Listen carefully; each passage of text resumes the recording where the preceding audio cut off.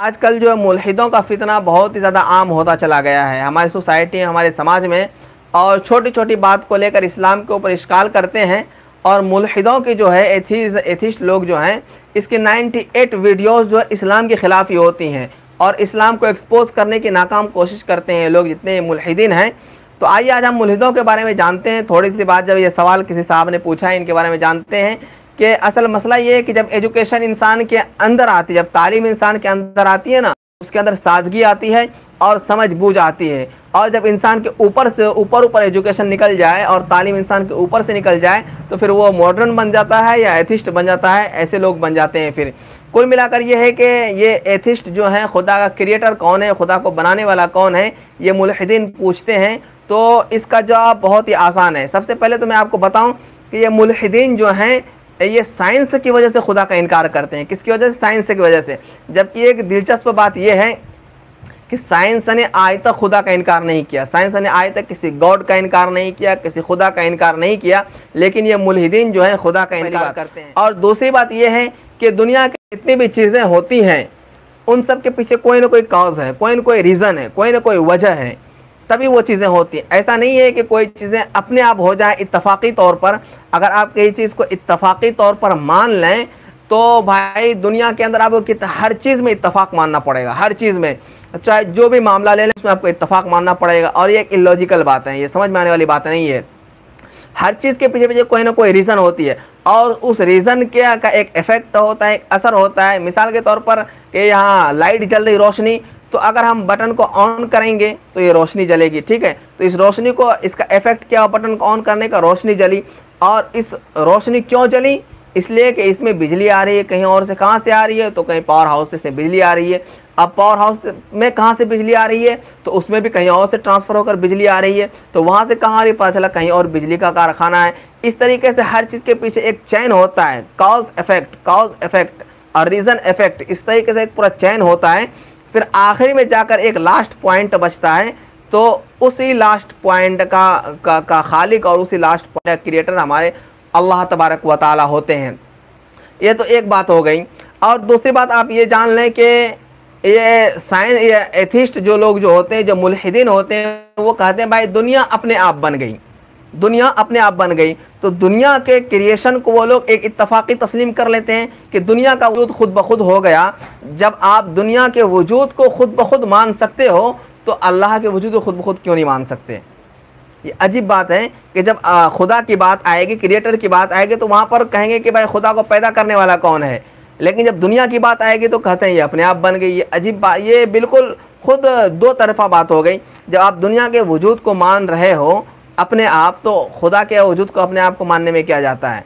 ठीक है। अगर आप खुदा के वजूद को अपने आप में नहीं मानते हो, उसका क्रिएटर तलाश करते हो, ढूंढते हो खुदा को पैदा करने वाला कौन है, इसका मतलब ये जो कायनात है, जो यूनिवर्स है, इसका भी कोई ना कोई पैदा करने वाला होगा। इसका भी कोई ना कोई रीज़न होगी ना। जब आप इसको आप बगैर किसी रीज़न के मान लेते हो तो उसको भी आपको बगैर किसी रीज़न के मानना पड़ेगा। तो जाहिर सी बात है ये लोग ये सिर्फ अपनी दुकान चमकाना चाहते हैं। और ये जितने मुल्हिदीन होते हैं बहुत ज़्यादा पढ़े लिखे नहीं होते हैं, थोड़े बहुत पढ़ते हैं, इसीलिए ये लोग इल्हाद की तरफ जाते हैं। वरना अगर ये लोग डीपली पढ़ेंगे, ठीक है, अच्छे से स्टडी करेंगे, तो फिर ये लोग इल्हाद की तरफ नहीं जाएंगे। देखिए कितने बड़े बड़े साइंटिस्ट हैं, यहूदियों में कितने साइंटिस्ट हैं, ईसाइयों में कितने साइंटिस्ट हैं, मुसलमानों में कितने साइंटिस्ट हैं, लेकिन उसके बावजूद साइंटिस्ट होने के साथ साथ वो लोग धर्म पर यकीन करते हैं, अल्लाह को मानते हैं, क्रिएटर को मानते हैं।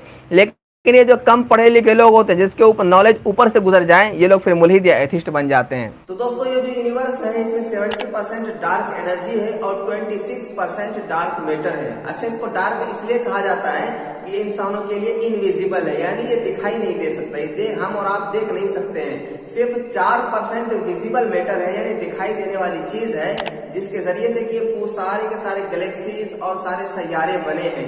तो आइए अब हम इस यूनिवर्स की असल साइज के बारे में बात करते हैं और असल साइज को जानने की कोशिश करते हैं। तो अब तक जो नासा ने खोज करी है, अब तक जो हम इंसानों ने रिसर्च किया है इसको यूनिवर्स के बारे में, और जितना तलाश कर पाए हैं, जितना खोज कर पाए हैं, इसको कहते हैं ऑब्जर्वेबल यूनिवर्स। मतलब अब तक हमें जहां तक से भी लाइट्स और रोशनियां वगैरह मिली हैं, इसको ऑब्जर्वेबल यूनिवर्स कहा जाता है। अब हम इस ऑब्जर्वेबल यूनिवर्स के साइज को जानेंगे तो सिर्फ ये observable universe 46.5 billion light years के बराबर है। यानी हमें अब तक जहां तक से भी लाइट्स और रोशनियां वगैरह मिली हैं, अगर हम वहां तक भी चलना चाहें, वहां तक का भी सफर करना चाहें, तो हमें 46.5 अरब साल लग जाएंगे, वो भी उस वक्त जबकि हम लाइट की स्पीड से चलें, लाइट की स्पीड से हम सफर करें। और कोई भी इंसान लाइट की स्पीड से नहीं चल सकता, लाइट की स्पीड से सफर नहीं कर सकता। अब इस ऑब्जर्वेबल यूनिवर्स जैसे ना मालूम कितने और भी यूनिवर्स होंगे, उसकी असल साइज क्या होगी इसके बारे में किसी को नहीं मालूम। बस लोग इसके बारे में सिर्फ और सिर्फ अंदाजा ही लगाते हैं, इसका सही साइज किसी को नहीं मालूम है। यानी आप इसको यूं समझ सकते हैं कि ये पूरे यूनिवर्स के सामने में हमारी जो रिसर्च है और हमारी जो खोज है वो सिर्फ एक पॉइंट के बराबर है।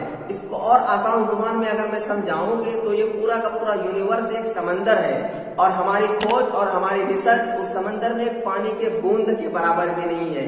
इसी बात को अल्लाह के रसूल सल्लल्लाहु अलैहि वसल्लम ने, हमारे पैगंबर मोहम्मद सल्लल्लाहु अलैहि वसल्लम ने आज से 1400 साल पहले, जबकि कोई भी साइंस नहीं था और उस जमाने में कोई भी साइंटिस्ट नहीं थे, उस जमाने में हमारे पैगंबर ने फरमाया था कि हमारी दुनिया की हैसियत इस पूरे यूनिवर्स के सामने में ऐसी है जैसे सहरा में कोई, जैसे रेगिस्तान में कोई अंगूठी हो।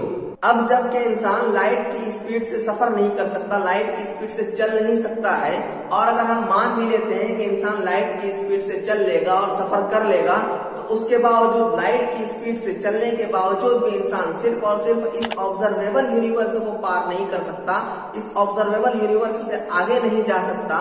तो अब आप ही ये बताओ ना कि अब गॉड के बारे में ये पूछना कि गॉड को किसने पैदा किया, who is the creator of God, ये एक बेवकूफी नहीं तो और क्या है। ठीक है, आपको जानने का पूरा हक है कि गॉड को किसने पैदा किया, गॉड का क्रिएटर कौन है, लेकिन भाई पहले अपनी रिसर्च तो कंप्लीट कर लो, पहले अपनी खोज तो मुकम्मल कर लो।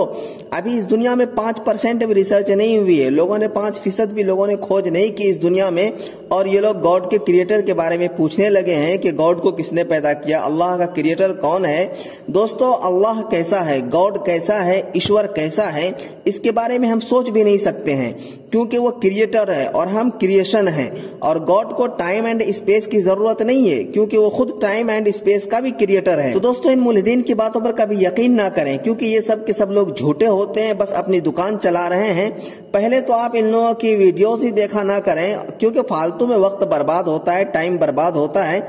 और अगर देखते भी हैं तो कभी इन लोगों को सीरियस ना लिया करें, कभी इन लोगों को सीरियस में ना लें और इन लोगों की बातों की वजह से अपने अंदर शुबहात ना पैदा करें। बस ये समझें कि ये सब के सब जाहिल हैं जो अपनी जहालत दिखा रहे हैं।